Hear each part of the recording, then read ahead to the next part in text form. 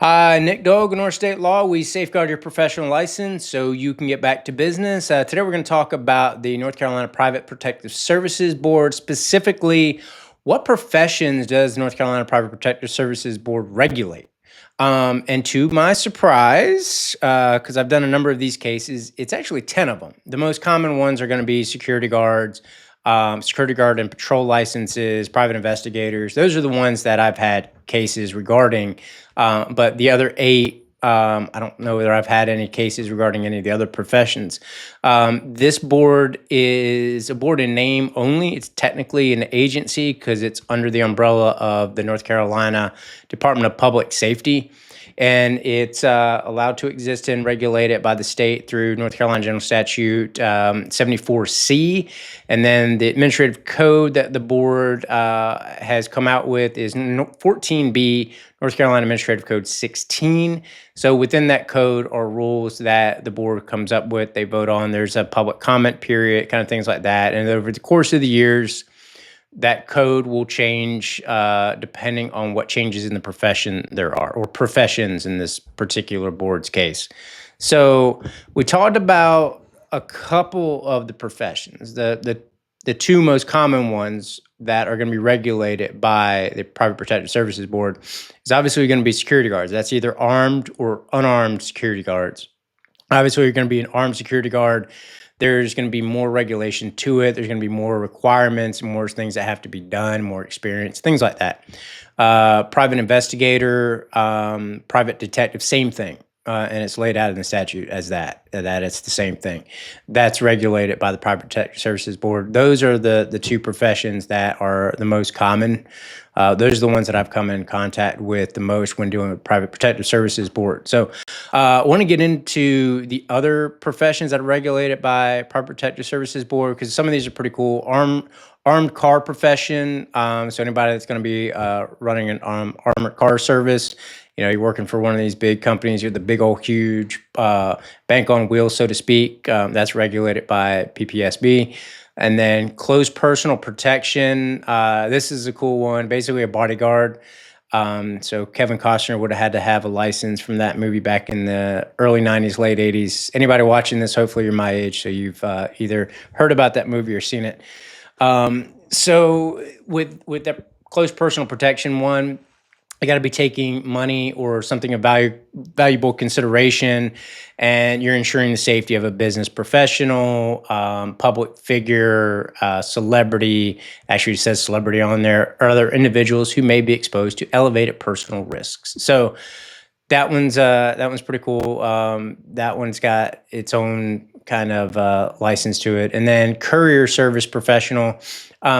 This is going to be obviously different than the armored car profession. This is going to be for a fee or valuable consideration, somebody that transports or offers to transport stocks, bonds, checks, or all the small items of value which require expeditious services. And this one also has like a catch with armored courier service guards that they're going to have additional requirements in a different section of the statute if you're going to be doing armed courier service guards. So this one's another cool one, detection of deception examiner. So anybody running a lie detector test. Voice stress test is another form of a lie detector test. A polygraph is a form of a lie detector test. So if you're going to be running any of those devices or instruments, you're going to be regulated by the Private Protective Services Board because it's a detection of deception examiner.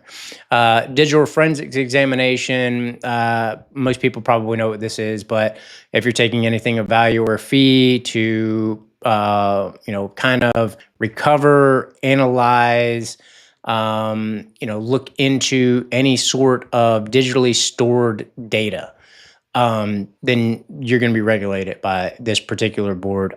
We've had some clients over the years where, they thought data was lost, but apparently, and I know this actually from law school way back in the day, you can recover digitally stored data that's been deleted. It's stored somewhere else, and you can come back and you can get it. You have to get a digital forensic examiner. Typically, we'll have to get somebody like that to do it. So yeah, electronic countermeasures profession. This one's a cool one too. And this one I'm going to talk a little bit more about because it goes into the private investigator license as well. So electronic countermeasures profession. This is if you're going to have like place of listening or monitoring equipment to gather information regarding an individual, a firm, an association, a corporation, anything like that. Or if you're going to put like a device that's intending to block the transmissions of any electronic signal. So if you're that would be like uh, putting a blocker in there so somebody can't listen to you, basically. Um, and then also if you're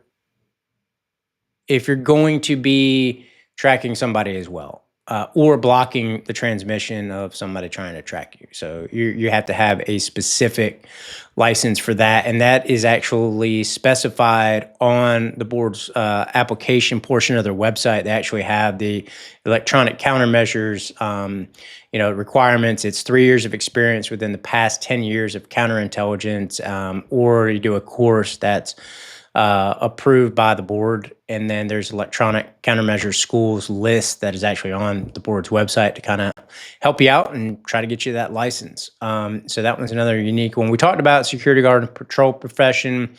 This one is pretty self-explanatory. Anybody that's going to be guarding anything that, if you're preventing detection of intrusion or preventing observation or detection of unauthorized activity in private property, things like that. Everybody knows what a security guard is.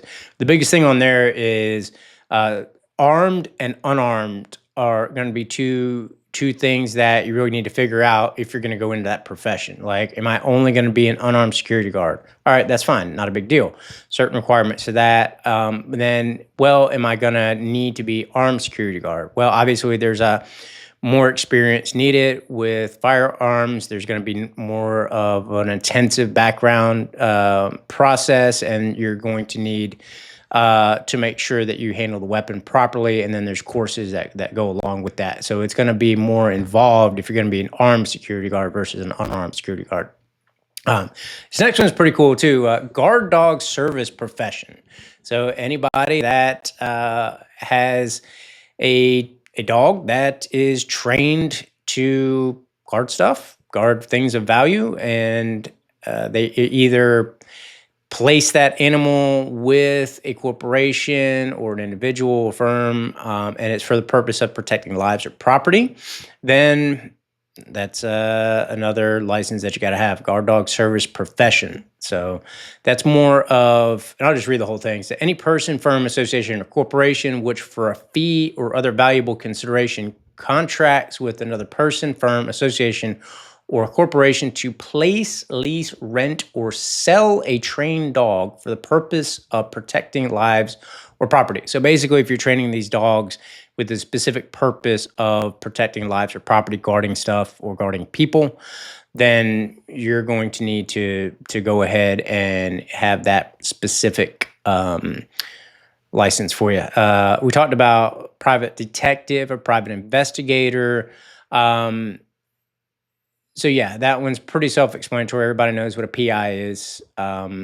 If you are ex-law enforcement, and I talked about this on a video a while back about like good professions for ex-military. So private investigators, private detectives, this is a really good profession for military members, either active or former, because there are special provisions in getting the license where you can kind of be fast-tracked, so to speak, depending on what your background is in the military.